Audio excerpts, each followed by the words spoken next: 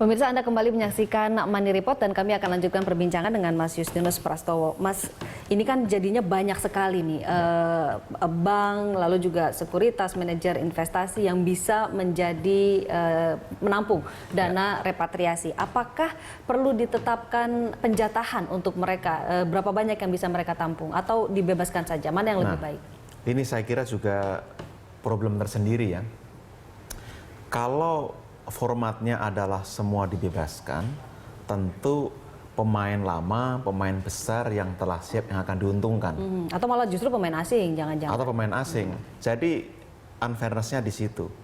Maka saya kira mumpung ini belum terjadi, pemerintah dan OJK, BI bisa membuat kriteria, klasifikasi, lalu skema, termasuk batasan tadi ya saya kira.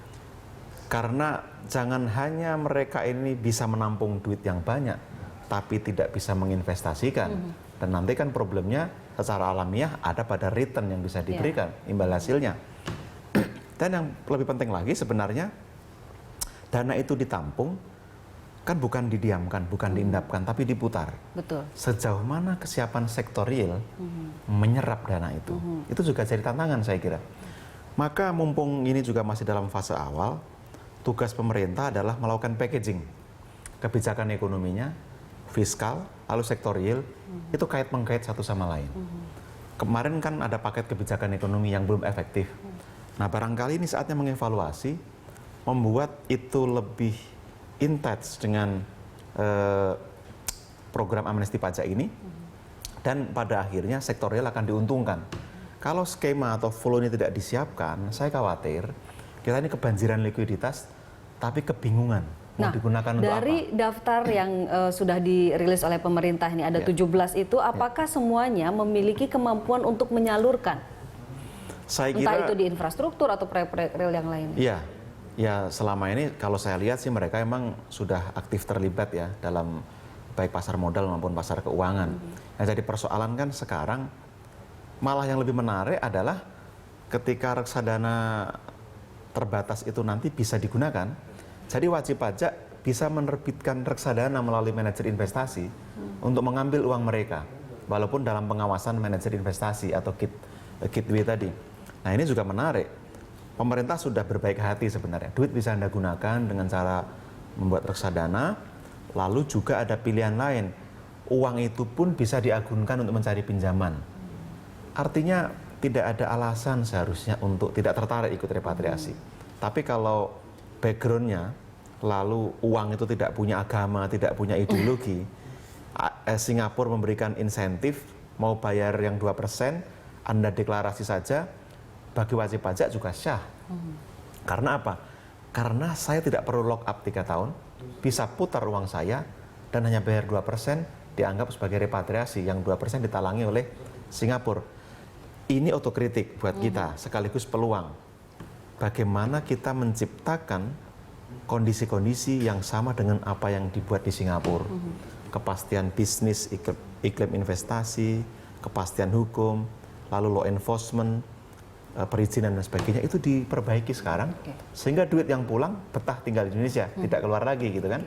Kalau memang ini ada upaya dari pemerintah Singapura untuk menjegal upaya tax amnesty di Indonesia, mencegah masuknya dana repatriasi, seberapa besar Mas ini akan mempengaruhi minat pengusaha yang menyimpan uangnya di Singapura untuk masuk ke Indonesia? Memang ini harus diwaspadai. Saya kira pemerintah tidak boleh mengabaikan ini. Kita dalam konteks kebijakan publik, semua harus dihitung, diukur dengan baik, harus cermat. Tidak boleh kita mengandalkan voluntary, bahwa orang Indonesia suka gotong royong, nasionalisme, orang pasti akan pulang. Tidak bisa. Bahwa itu terjadi ya, tapi pemerintah secara teknokratik harus membuat ukuran-ukuran capaian yang jelas, lalu strateginya seperti apa.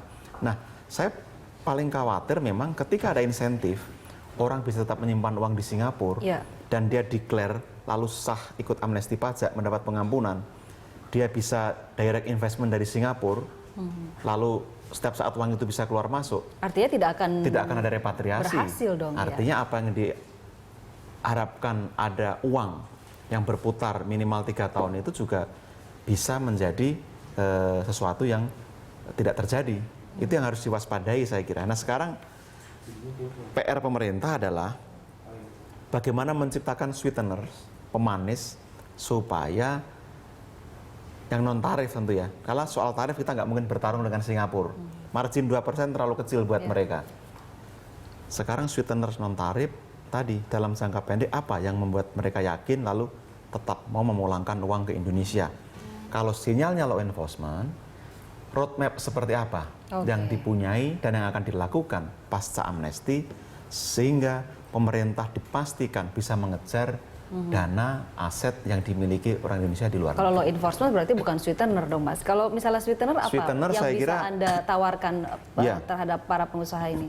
Kalau melihat konteksnya adalah ya ide membuat offshore financial center, bukan tax haven ya, tapi semacam pusat keuangan yang lebih memberikan kemudahan, kepastian administrasi, hukum dan sebagainya, itu dimungkinkan. Daripada orang membuat SPV di Singapura atau di British Virgin Island, kenapa tidak di situ? Tapi bisa diawasi, yang penting bukan cuci uang gitu. Saya kira kita harus ikut juga logika bermain mereka gitu ya.